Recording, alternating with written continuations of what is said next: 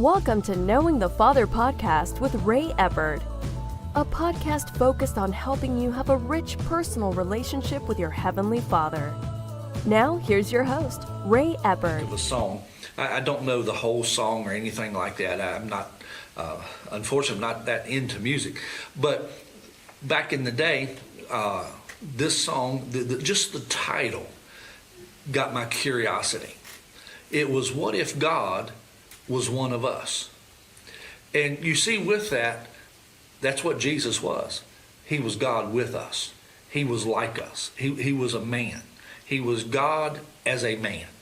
And with that, bringing it to how the church world has taught people about our Heavenly Father, because we're talking about knowing the Father.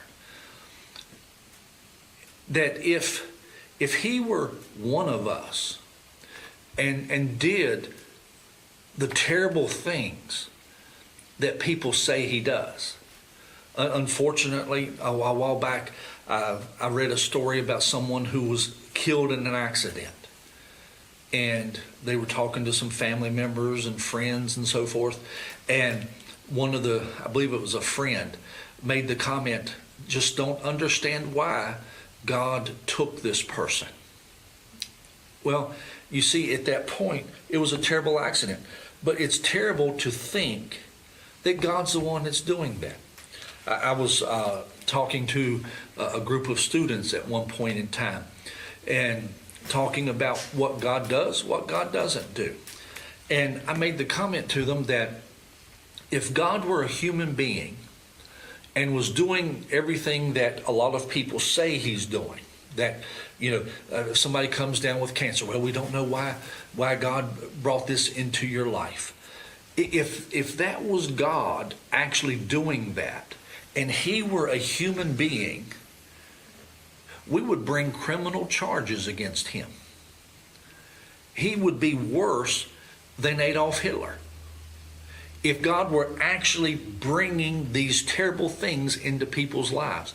And the thing that people don't understand with this is very often those same people are the ones that, there's an aspect of their faith that is extremely strong, but then they struggle with things.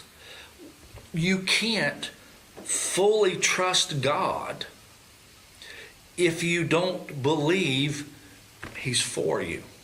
If you don't believe that He's going to help you. If you think that, hey, any minute now, God might blindside me with something. He might blindside me with an accident. He might blindside me and cause me to lose my job. He might blindside me and give me cancer or some terrible condition.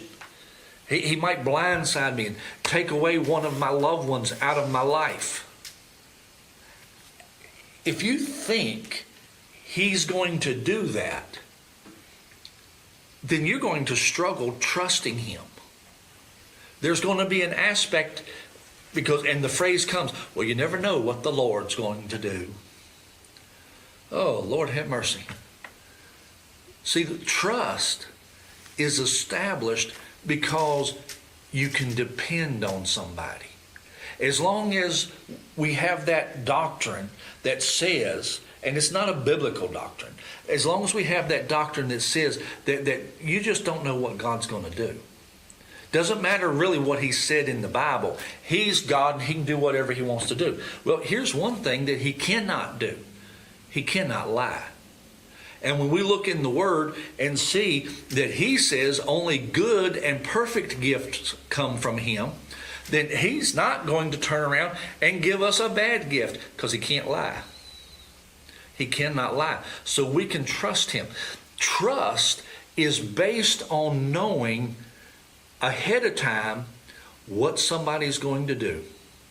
That you are able to depend on them, that you can count on them having a certain type of response, having a certain type of action, handling things in a certain way. That continuity of character is what creates trust. And if When people believe that God might do something good in your life one minute, but turn around and take your life possibly the next minute, you can have faith. I'm not saying that those people don't have faith, but it has to undermine the strength of your faith, because in those situations you don't know what he's going to do, and your trust in that. Now they might say, well, in the end everything will be okay. Well, that's true, and that's where their faith is strong. But in the moment, not knowing what he's going to bring, then that trust, you don't have a dependable outcome that you're expecting from him in those situations. It makes it hard to believe in him, especially when you present it to the world.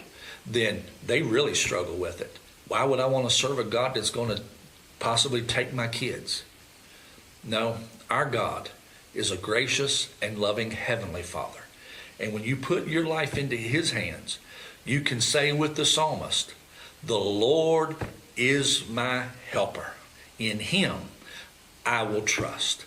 We can trust our Heavenly Father. He is a good God. Well, I hope this has helped you today.